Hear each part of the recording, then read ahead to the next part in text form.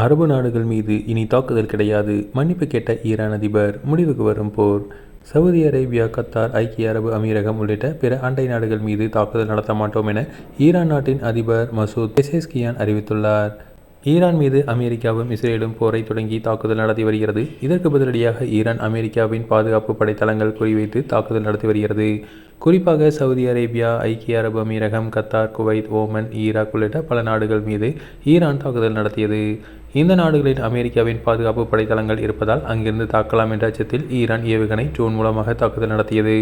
இதனால் ஈரானில் தொடங்கிய போர் மத்திய கிழக்கு பிராந்தியம் முழுவதும் பதற்றத்தை ஏற்படுத்தியது.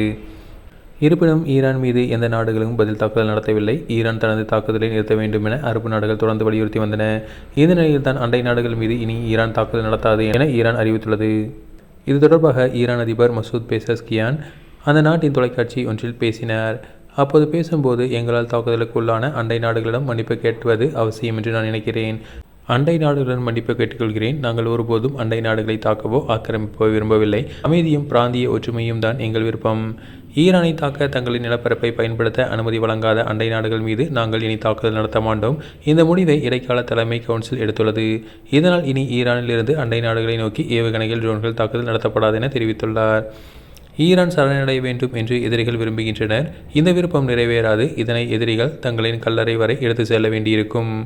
இதன் மூலம் ஈரான் தனது அண்டை நாடுகள் உள்ள சவுதி அரேபியா, கத்தார், ஐக்கிய அரபு அமீரகம், பஹ்ரைன், குவைத், ஓமன், ஈராக் உள்ளிட்ட நாடுகள் மீது தாக்குதல் நடத்தாது என்பதை அறிவித்துள்ளது. இதன் மூலம் மத்திய கிழக்கு பிராந்தியத்தில் போர் பதற்றம் தணிய வாய்ப்புள்ளது.